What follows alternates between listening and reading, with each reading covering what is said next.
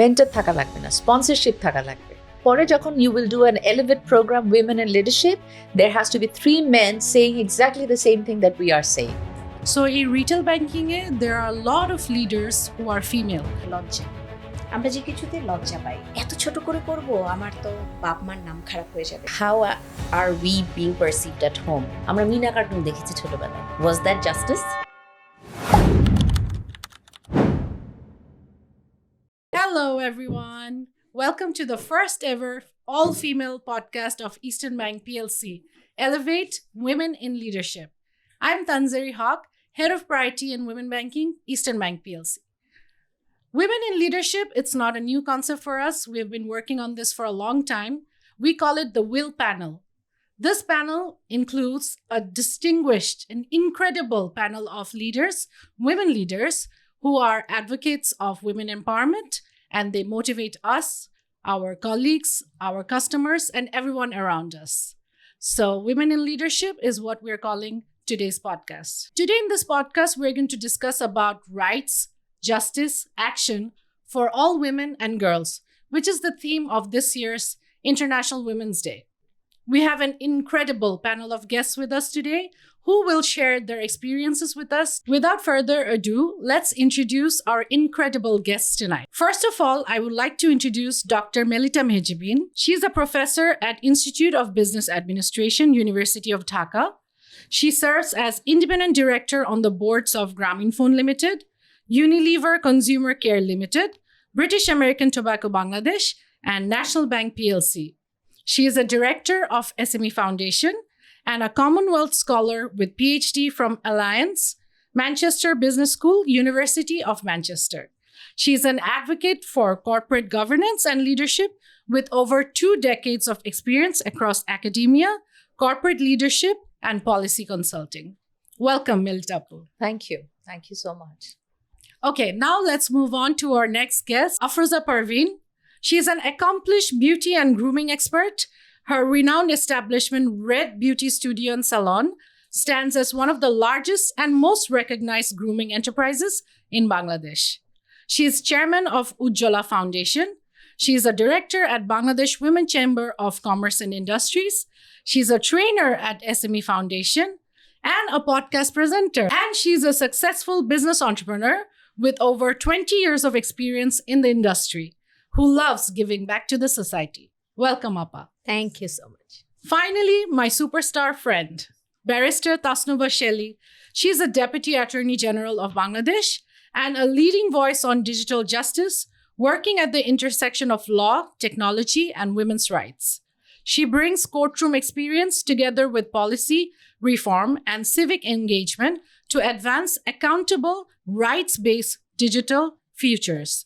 She is also a director at BWCCI, a founder of Legalized EdTech, executive director of Mehjabeen, independent director and the only female independent director of PowerGrid PLC. Welcome, Tasnuva. Hi.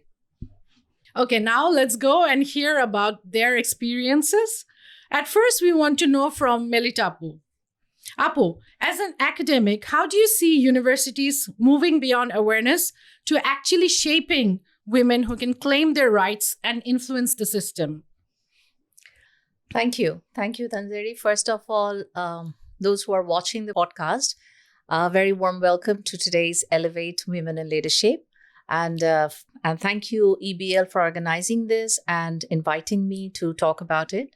So coming back to the question that you asked, as an academic, I think awareness is the first step. So awareness, we actually do it at the universities by teaching them. So they learn about justice, they learn about ethics, they learn about governance. But awareness is only the first step. If you ask me, I think there are 3 things, in my opinion, which are very much needed in order to transform this awareness into actual system. Prothomoto, it's confidence. So confidence is very necessary for women, and that is what they practice at the universities. When a girl in a closed space in a classroom, she can talk, she can ask questions, she can talk about her assumptions without any hesitation. she can challenge the teachers. That is where it comes from. So ওখান থেকেই কিন্তু confidence actually built হয়. So True. it takes her to the leadership role in the corporate world when she starts to শুধু True. corporate world না যে কোনো জায়গা. We have got entrepreneurs, we have got public policy space. Number 2 is competence. So that is what they learn at the academic life. So O strategic thinking শিখছে, ও negotiation skills শিখছে. How do I actually negotiate my own rights? How do I actually portray myself in the society? Number 3 is courage. Courage is actually, আমার opinion, it is developed through exposure. The more you're exposed, the more brave you are. And of course, fortune favors the brave. So যত True. বেশি সাহসী হবে একটা মেয়ে when she's studying, that person can actually go out in the market and talk about it. সাহসী steps গুলা, bold decisions গুলা নিতে পারবে, যেটা আমাদের womenদের এখন is a challenge because we are scared of taking bold steps because we think about the consequences. So just in a nutshell, I think these 3 are the main things that we teach at the university, but I would also like to add that every higher education institution should practice it before they preach it. So আমি আসলে যেখানে পড়াই সেই ইনস্টিটিউশনে do I have a fair practice of recruitment? আমি ঠিকভাবে admission process করছি কিনা, আমি ঠিকভাবে ক্লাস নিচ্ছি কিনা, গ্রেডিং ফেয়ারনেস হচ্ছে কিনা, that is what they see. So একটা ইনস্টিটিউশন কিন্তু when you see it, it reflects on your behavior, and that is what they learn when they go outside in the market.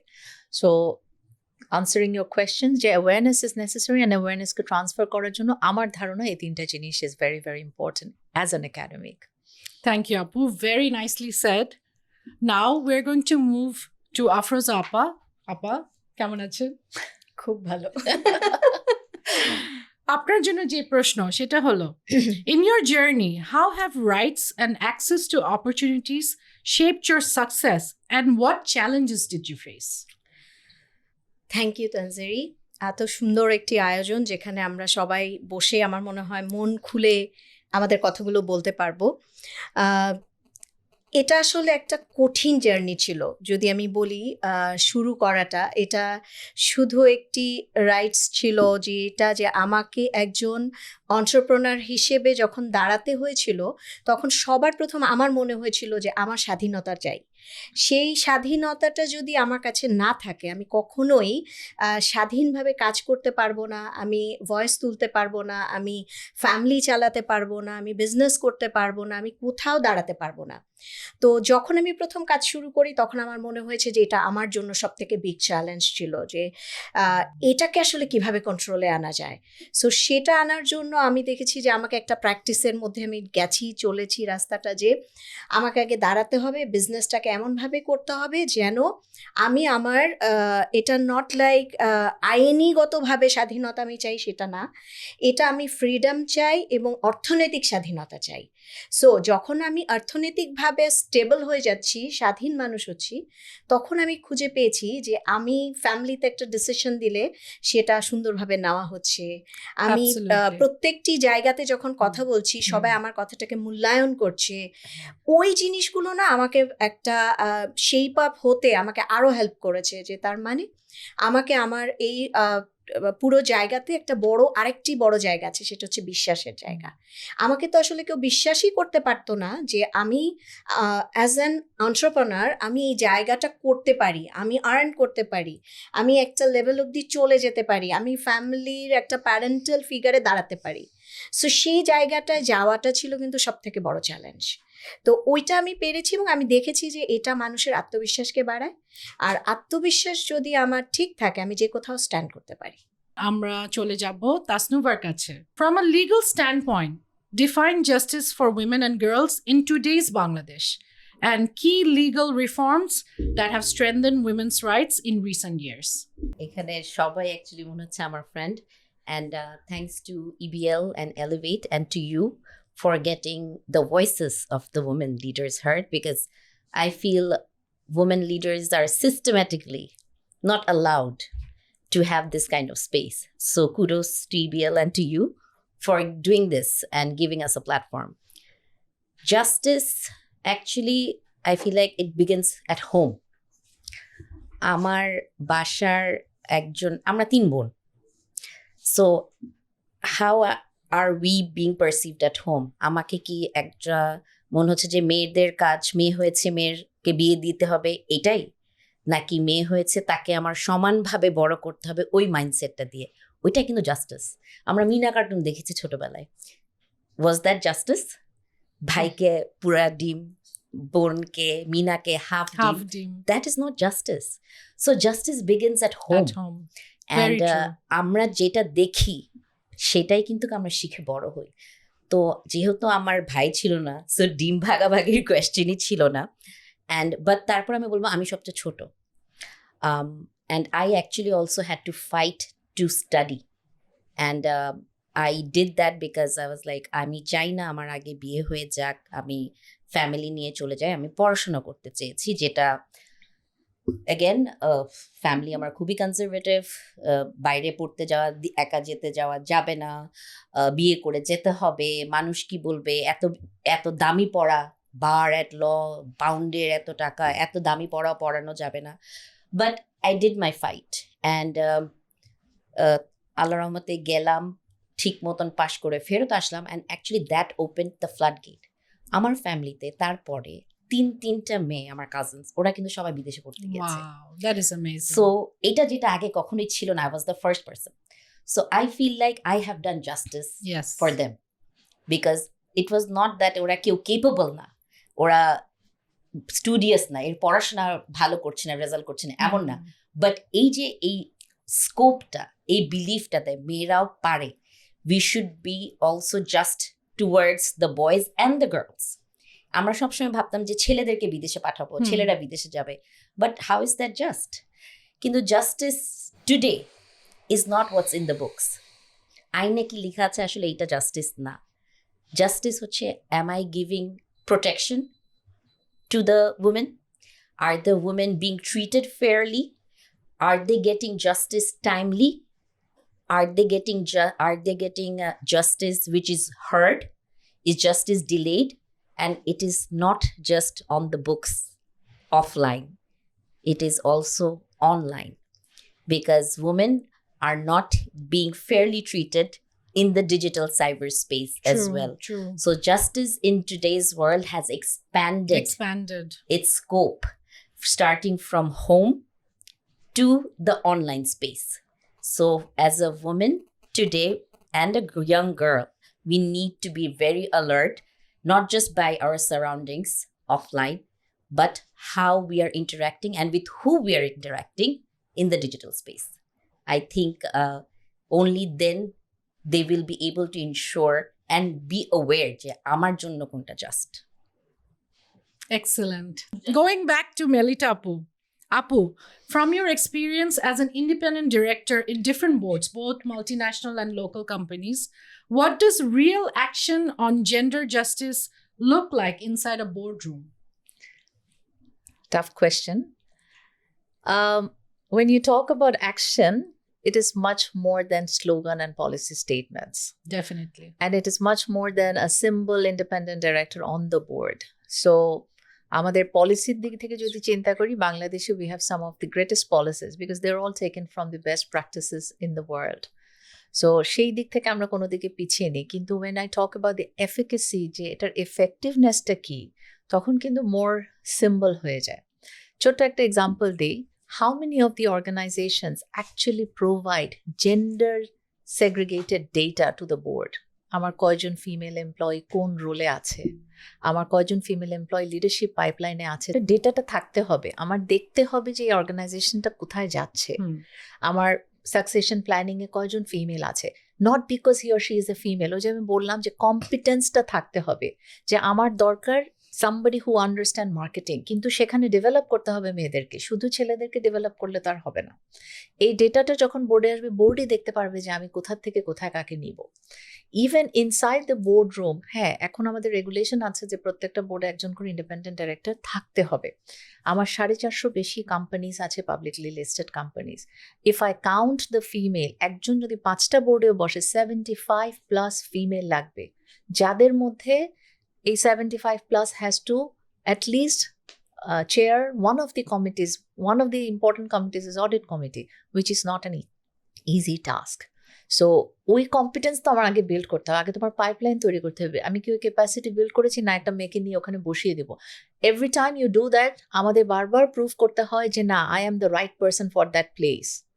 এই প্রুফটা ছেলেদের করতে হয় না, ও পারুক কি না পারুক সে ওখানে বসে থাকে, কেউ প্রশ্ন করবে না। So this is one thing. Number 2 is accountability থাকতে হবে। If there is an accountability linked to the target, আমার KPI বানানো হয়, how many of the managers have KPI যে আমার টিমে কয়টা মেয়েকে আমি ডেভেলপ করলাম, কয়টা মেয়েকে আমি প্রমোশন দিলাম? নেই।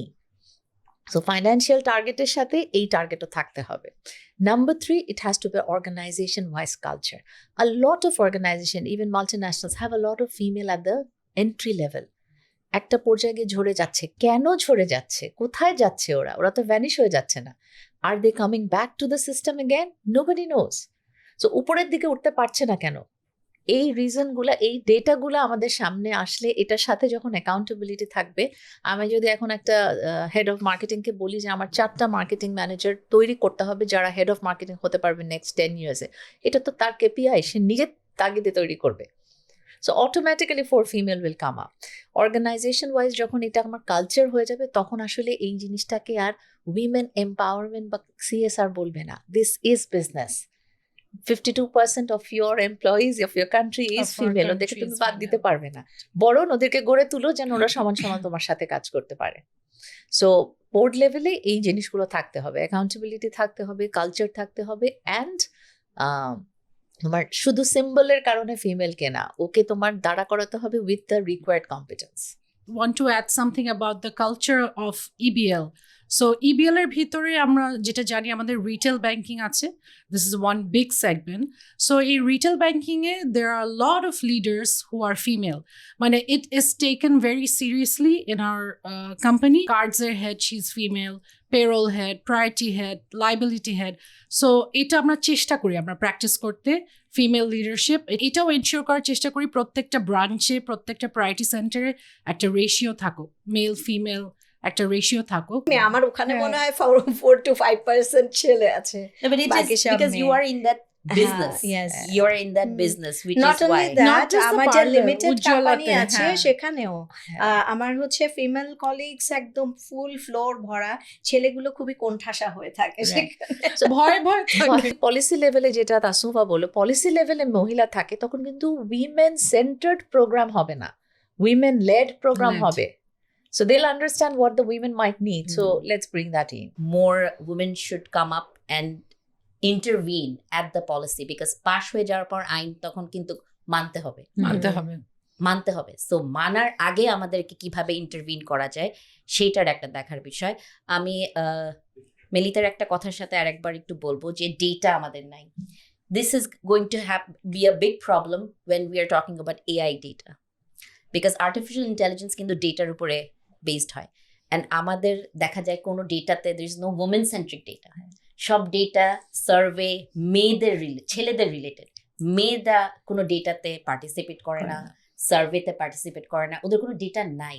সো আমি যদি এখন আবার ওই একই জিনিসই আমি কপি পেস্ট করে আনি, মাই data will also be biased, my data will also follow the same patriarchal biasness that we are seeing now. So it is time that, because we are at that stage যে আমাদের এখনো কোনো AI policy নাই, we should be redesigning our AI policy and data in a way যে আমরা local ল্যাঙ্গুয়েজে করব। আমরা যখন যেসব ডেটা আমরা ইনপুট দিব, it should have equal amount of male and female data, so that the output যে আসবে সেটা একটা, এখন মোস্ট কোম্পানিজ যখন আমরা কেউ কোনো চাকরির জন্য অ্যাপ্লাই করি, এটা আমরা দেখি BWCCR মেম্বার্স আমরা তনুজন, যখনই কেউ চাকরির জন্য অ্যাপ্লাই করে, বেশিরভাগ কোম্পানিগুলা AI দিয়ে অ্যাপ্লিকেশন সর্ট করে। So whenever there is a gap in my CV for pregnancy or personal reasons, auto তাদেরকে বাদ পড়ে যাচ্ছে, অটো বাদ পড়ে যাচ্ছে ওই টাইমটাকে। বিকজ আমি আমার AI সিস্টেমকে এই লজিকটাই দেই নাই যে বাদ মানে এ না যে ও ডিসকোয়ালিফাইড। বাদ মানে হচ্ছে তুমি আরো বরঞ্চ 2-1টা লজিক আমি আরেকভাবে দিব যাতে তুমি ওকে আরেকটু বেটার অ্যাসেস করো যে কেন এটা পড়েছে। বাট এটা তো AI সিস্টেম বুঝবে না, কারণ AI কে আমি লজিকটাই দিই নাই। সো বিকজ AI সিস্টেম যে বানিয়েছে সেখানে কোনো মেয়ের ইনপুট ছিল না। সো সব জায়গায় আসলে আমাদের equal input লাগবে so that we can get outputs which are fair and just. And only then আসলে justice in the true sense will be available to us. Thank you so much. Okay, now moving on to Afroza Appa. Appa, how important is financial literacy and access to capital in empowering women entrepreneurs? এটা আসলে এত interesting একটা question, এবং যদি আমি একজন উদ্যোক্তা হতে চাই, একজন এন্টারপ্রেনার হতে চাই, সবার প্রথম আমার ফাইন্যান্সিয়াল লিটারেসি দরকার। মানে আমি যদি না জানি আমার আসলে কত টাকা লাগবে, টাকা কোথায় ব্যবহার করতে হবে, কতটা টাকা রাখতে হবে, কতটা মানে টাকা খরচ করে আমি আমার অ্যাসেট ক্রিয়েট করতে পারি, পুরো জায়গাটার শিক্ষাটা সবার আগে আমাদের জানতে হবে। বাট আমি তো ভেতর থেকে আমার পিলার শক্ত না, মানে আমি জানি না যে অ্যাকচুয়ালি যা আমি করছি, যা ঘটছে সব কি ঠিক, আমি জানি না। অ্যান্ড আমি যখনই বছর শেষে হিসেব নিয়ে বসি, আমাকে আমার পার্টনার যা বোঝায় আমি কিন্তু তাই বুঝি, এর বাইরে আমি দেখতে পাই না। সো তখন আমার মনে হয়েছে যে এটা হওয়া উচিত না, আমাকে তো এটা ভালো মতো জানতে হবে। এবং মোটামুটি একটা দৌড় ঝাঁপ যুদ্ধ করে কিন্তু আমি শিখে নিয়েছিলাম এবং বুঝেছিলাম। ফাইনালি আমি সম্ভবত 2013 সালে যখন আমি পুরো জায়গাটা বুঝে গেলাম, তখন আমি বের হলাম যে এটা আসলে শেখানোর জন্য আমার বের হওয়া উচিত। এবং তখন আমি প্রথম ইনিশিয়েট করি সারা বাংলাদেশের মানুষজনকে এক জায়গায় আনবো, যারা উদ্যোক্তা, তারা শিখবে যে আসলে একটা বিজনেস চালাতে হলে কিভাবে চালাতে। এডুকেশন যদি আমার না থাকে তাহলে আমি কোনোভাবেই আমার টোটাল ফাইন্যান্সিয়াল যে প্ল্যান কিছু করতে পারবো না। আমি আসলে যদি বলি আমি 60 লাখ টাকা ইনভেস্ট করব আমার প্রতিষ্ঠান বানাতে, তাহলে আসলে আমার আর কত টাকা থাকতে হবে হাতে, আমি ওই টাকাটাকে কিভাবে আমি ওটাকে ইউজ করবো, হ্যাঁ এই জায়গাগুলো বোঝে না। আমি যদি না বুঝি যে আমি কোন সময় ব্যাংকের কাছে যেতে পারবো, কখন ব্যাংক আমাকে ফাইন্যান্সিয়ালি হেল্প করতে পারবে, আমি কোন সময়টা আমি আমার বুঝতে পারবো আমি প্রফিটে আছি না লসে আছি, আমি আসলে ব্রেক ইভেন কাকে বলে, আমি যদি এটা নাই জানি, আমি যদি শিক্ষাটা না থাকে, আমি কোনোদিন একজন সাকসেসফুল এন্টারপ্রেনার হতেই পারি না। আমার বিজনেসটা যদি 5 বছর চলে যায়, স্টেবল হয়ে যায়, আমি যখন বুঝি যে ইয়েস আমি আমার ডেঞ্জার পিরিয়ডটা কাভার করে ফেলেছি, আমি জানি এখন আমি স্টেবল, এখন আমি সামনে আগাচ্ছি, তো আমি এখন যে কোনো ধরনের রিস্কে যেতে পারি। বিজনেস রিস্ক না নিলে হবে না। তো এই ক্যালকুলেশনগুলো যতক্ষণ অবধি আমরা প্রপারলি এডুকেটেড না হতে পারবো, ততক্ষণ অবধি আমরা কখনোই আমরা যে জায়গাটায় যেতে চাই সেটা যেতে পারবো না। বা মানে যে জায়গাটা আমাদের লক্ষ্য, যে আমরা আমাদের নিজেদের সফলতার যে জায়গা, যে ড্রিম, সেই স্বপ্নটা কখনোই পূরণ হবে না। আমাকে কি তুমি বলতে পারো যে মানে অ্যাকচুয়ালি আমি অন্য অনেকগুলো ব্যাংকের কথা জানি, EBL ব্যাংক কিভাবে তোমার এন্টারপ্রেনারদের সাথে কানেক্টেড আছে বা সোসাইটিতে যে প্রজেক্টস গুলো আছে? ওটাই আমি বলতে চাচ্ছিলাম, সেটা হলো products are the same in all the banks. প্রত্যেকটা ব্যাংকেরই কিন্তু উইং আছে যারা উইমেন এন্টারপ্রেনার্সদেরকে নিয়ে কাজ করে। প্রোডাক্টস আর দ্য সেম, আমাদের ডিপোজিট প্রোডাক্টস আছে, কার্ডস আছে, লোন আছে, আমাদের একটা স্পেশাল লোন আছে এন্টারপ্রেনার্সদের জন্য, মুক্তি লোন, যেটা সাবসিডাইজড রেটে হয় বাংলাদেশ ব্যাংক থেকে। সবচেয়ে বেশি ইম্পর্টেন্স দেই বা সবচেয়ে বেশি প্রাউড যেটা নিয়ে, সেটা হলো আমাদের ক্যাপাসিটি এনহ্যান্সমেন্ট, যেটা আপনি বলছিলেন যে ওনাদেরকে আমাদের financial how to enter a bank, how to enter a financial system, এই জিনিসগুলা ওনাদেরকে বোঝানো আই থিঙ্ক আমাদের কর্তব্য। সো আমরা এরকম অনেক রকমের ট্রেনিংস করে থাকি, আমরা ডিফারেন্ট চেম্বার্সদের সাথে ট্রেনিংস করি, SME ফাউন্ডেশনের সাথে সবসময় করি, আমরা জন্টা, তারপর রোটারি, সবার সাথে আমরা মোটামুটি কাজ করি। আমরা বাংলাদেশের ডিফারেন্ট পার্টস অফ বাংলাদেশে যে ট্রেনিং করাই। সো এটার মধ্যে আমি একটা মজার কথা বলতে চাই, সেটা হলো আপাতত ছিলেন Joyee program, it is very successful. It was basically একটা 6 মাসের একটা ট্রেনিং প্রোগ্রাম।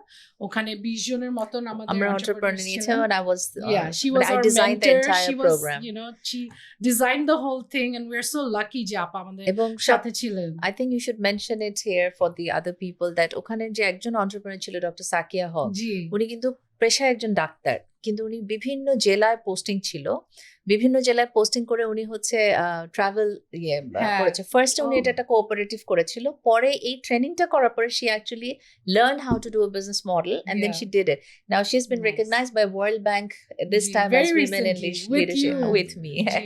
আমরা দুজনকে বাংলাদেশ থেকে ওরা রেকগনাইজ করেছে। সো আরো আছে ওই যে সন্ধিবাজার হলো আমাদের জেসমিন আপা, সো ওনাকে নিয়ে খুবই ইন্টারেস্টিং একটা story, we call it story of a জয়ী।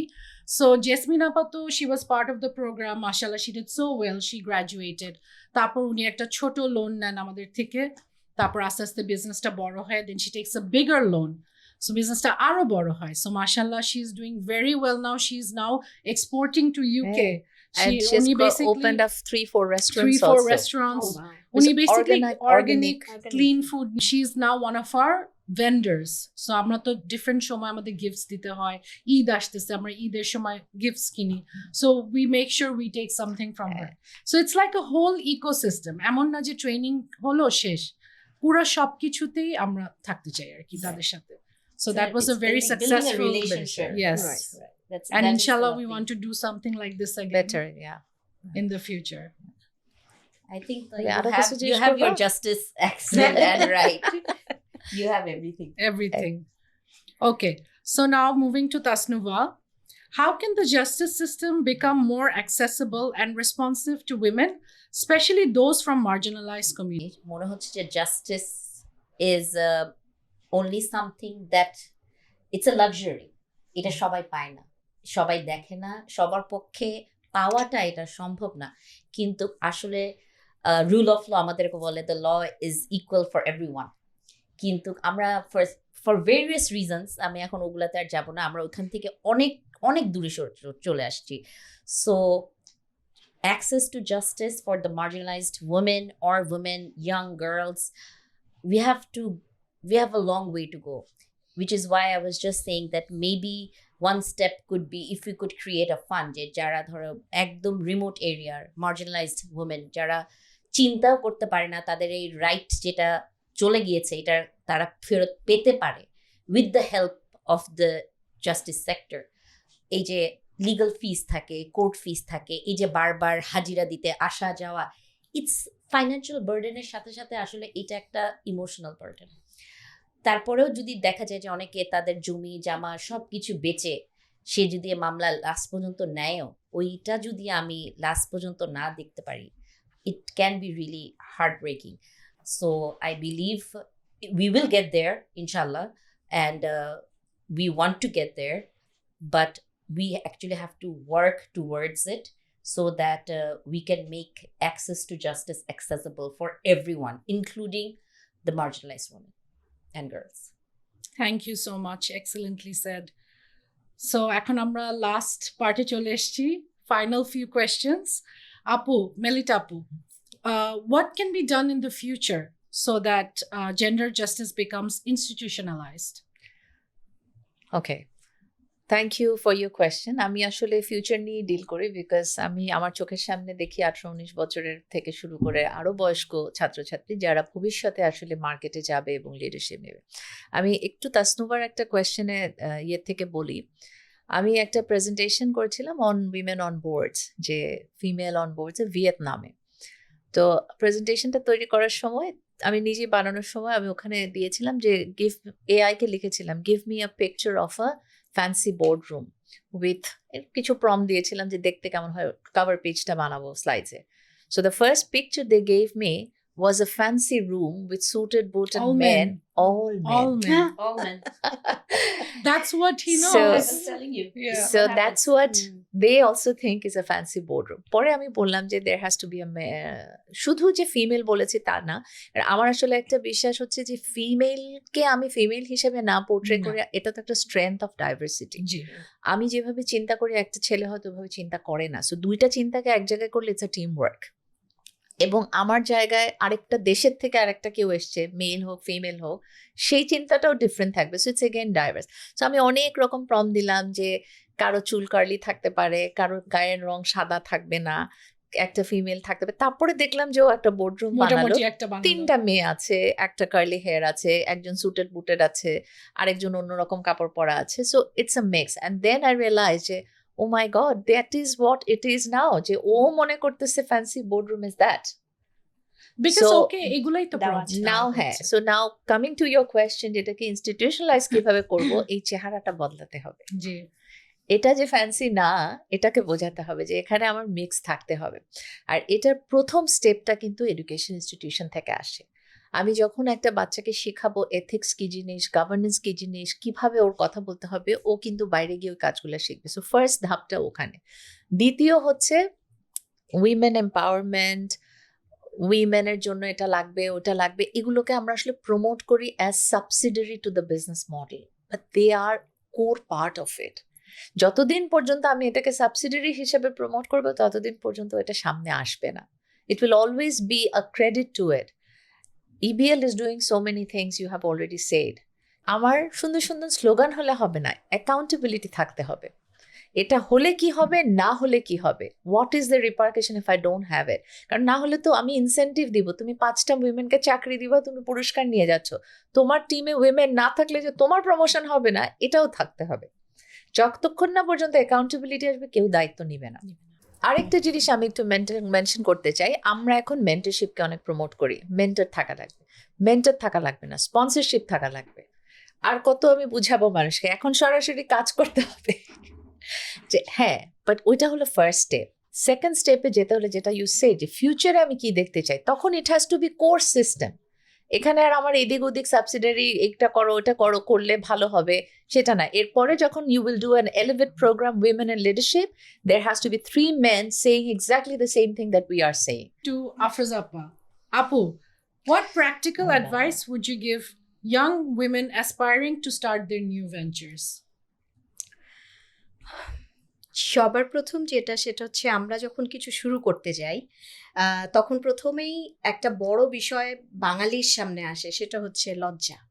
আমরা যে কিছুতে লজ্জা পাই, এত ছোট করে করব, আমার তো বাপ মার নাম খারাপ হয়ে যাবে, বন্ধু বান্ধব আমাকে একটা জায়গা দিবে না, মানে একটা লজ্জার মধ্যে থাকার ফলে ম্যাক্সিমাম একটা বড় পার্সেন্টেজ অফ এন্টারপ্রেনার্স ঝরে যায়। কিন্তু এটার কারণে আমি হতে পারে যে একটা ছোট ফরম্যাটে একটা ব্যবসা ট্রাই করতে পারি। আমি পাইলটিং করলাম, আমার পাইলটিং এর জন্য আমি একটা টাইম ধরলাম যে আমি 2 years আমি এই প্রজেক্টটা পাইলটিং করব।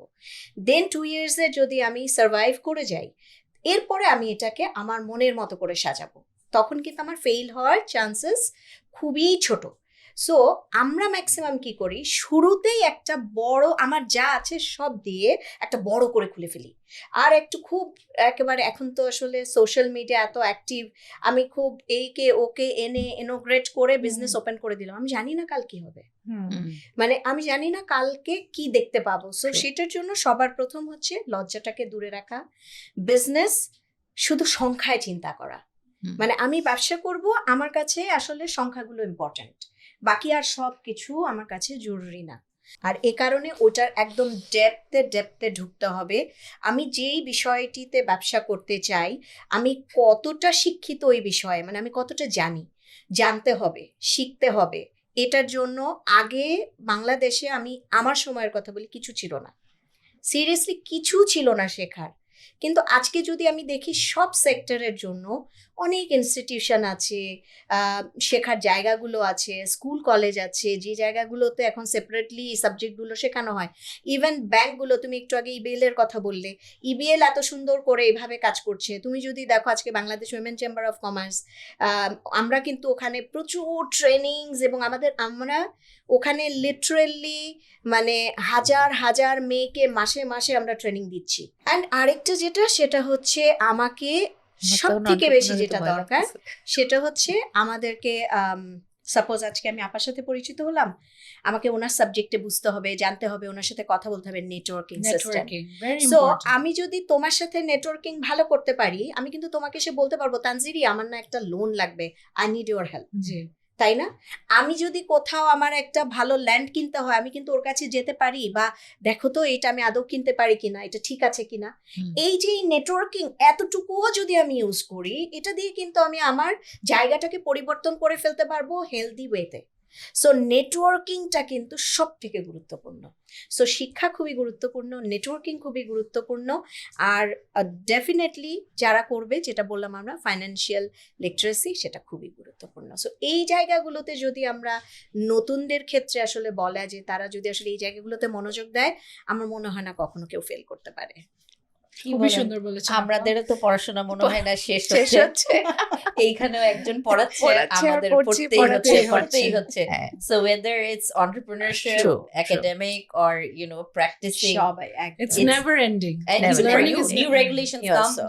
You need to comply. You need to be aware of it. So আমার মনে হয় এটা আমরা সবারই সব সেক্টরের জন্য it's applicable, that we always, it's a continuous process. Upskilling এর আসলে যেটা আফরোজা আপু বললেন যে আপস্কিলিং এর কোনো বিকল্প নেই, আর যেই যুগ আসছে আপস্কিলিং ছাড়া আসলে সামনের দিকে আগানো যাবে না। এটা is very very very important. এবং ওই যে আমি বললাম না যে কম্পিটেন্স থাকলে আমি ছেলে না মেয়ে এটার থেকে আগে আসবে ও কাজটা ভালো জানে কিনা। সো এরপরে যদি কেউ খোঁজে যে কর্পোরেট গভর্নেন্সে কে ভালো পড়ে, সেটা ছেলে মেয়ে খুঁজবে না, খুঁজবে যে এই জিনিসটা কে ভালো বোঝে। সো অটোমেটিক্যালি চলে আসবে। সো কিছু একটা নিজের থাকা লাগবে যেটাকে আমি আসলে নিজের মতো করে গড়ে তুলবো, যে এটা আমার USP. So when people are looking for it, you are going to look for me only. So এবং আরেকটা জিনিস যেটা আমি একটু অ্যাড করছি, I am sure both of you will say, যে when we step somewhere we should create a path for other people to walk that way. এটা আমাদের একটা খুবই কি বলবো জায়গা যেটা আমরা আসলে প্র্যাকটিস করি না। আমি সাকসেসফুল তখনই হতে পারবো যখন আমি আমার একটা সাকসেসরকে সাকসেসফুলি তৈরি করতে পারবো। আদারওয়াইজ আমার জায়গায় দরজা বন্ধ হয়ে যাবে। আমি হয়তো বা একটা বোর্ডে বসছি, বের হয়ে আসার সময় আমাকে বলে আসতে হবে যে এখানে আরেকটা মেয়েকে নেন, I know this person, she is good. এই কাজটা আমরা করি না, যে কারণে আমাদের পুলটা বড় হয় না। এই জায়গাটাতে উই নিড টু ওয়ার্ক আ লট। খুবই সুন্দর আপা, ভেরি নাইস। এখন ফাইনালি আমরা শেষ প্রশ্নে চলে আসি। তাসনুভা, বেসিক্যালি আমরা তো ফিউচার জেনারেশন নিয়ে কথা বলছি। So how can the young women be encourage to pursue leadership roles within the legal and judicial sectors? Ever since I joined the Attorney General's office, I realized one thing. They never had interns.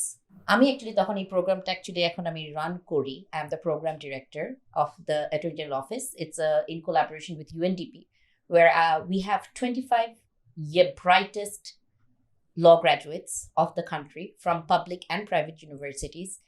They enter the Attorney General's office for 6 months. কারণ 1 মাস 2 মাসে আসলে হয় না, পুরা টানা 6 মাস। কারণ আমাদের legal প্রফেশনে 6 মাসের অ্যাকচুয়ালি একটা পিউপলেজের রিকোয়ারমেন্ট থাকে লাইসেন্সের পরীক্ষা দেওয়ার জন্য। সো আমি বললাম যে 6 মাসের নিচে আমি করব না, কারণ তাদের জন্য ইটস নট ফিজিবল। ওরা আমি ফার্স্ট কোহর্ট অ্যাকচুয়ালি এই 28 তারিখে শেষ হবে। I am starting my next batch, that was the pilot, and it was so well received because প্রত্যেকটা ল গ্র্যাজুয়েট তারা অলরেডি ল পাশ করা, এমন না যে তারা কেউ minor, they're all adults, they're all law graduates, some of them have finished their LLMs, and তারা এক একটা ডেপুটি অ্যাটর্নি জেনারেল এবং অ্যাসিস্ট্যান্ট অ্যাটর্নি জেনারেল এদের সাথে ট্যাগড, তাদের সাথে রিসার্চ করছে the top high profile cases যেগুলো আমরা কোর্টে এভরিডে করছি, অ্যাপেলেট ডিভিশনে, হাইকোর্ট ডিভিশনে, they are attending those, working on those, researching on those, so they also feel motivated. Because আমি দেখলাম আমার আসলে এই public sector lawyers, I need young lawyers. I need young people, smart people, and a generationের কিছু মানুষ আমার, they need to enter the public sector. আমি কিভাবে না হলে আমি এই আমার এত বড় একটা অ্যাটর্নি জেনারেলস অফিসকে আমি আগাবো with the next generation. And I have done this. I have managed to keep the pool very balanced with gender 13-12 male female. Because Excellent. it has to be like Balanced. that, and I'm doing it, I'm saying it also in public, I'm doing it intentionally because প্রথম এটা intentionally করতে হবে, তারপরে এটাকে আমি হয়তো institutionalization করব। So আমি এখন এই প্রোগ্রামটাকে রান করার অ্যাপ্রুভাল পেয়ে গেছি for 2 years. Wow. So in 2 years if I can train 200, start with 25, but I think it's a good start. And we are also building a relationship with the legal educational institutions, which is so important. So hopefully we will see good things happening. So I feel like that's been a good example, and I think I'll answer your question, Jay. The youth should be entering the public sector legal system, and that is how AJ একটা gap সৃষ্টি হচ্ছে senior আর জুনিয়রদের মধ্যে, এবং এই যে digitalization of the judiciary which is not happening, hopefully very slowly it will change and take place. Because we need young minds, right, in the system. What an experience ওদের জন্য, মানে this is amazing. We're so proud of you, Tasnuva. Thanks. And ওরাও actually খুবই proud feel করে যে ma'am এই 13th অ্যামেন্ডমেন্টের জাজমেন্টের সময় আমরা ছিলাম, আমরা ওই অ্যামেন্ডমেন্টের ওই ডিসিশনটার সময় we were there. So they also very fulfilling for them because I took them to the International Crime Tribunal, at the Cyber Tribunal as well, which is something that they were like, wow, মানে এখানে তো কি কোনোভাবেই আসলে কেউ access পায় না।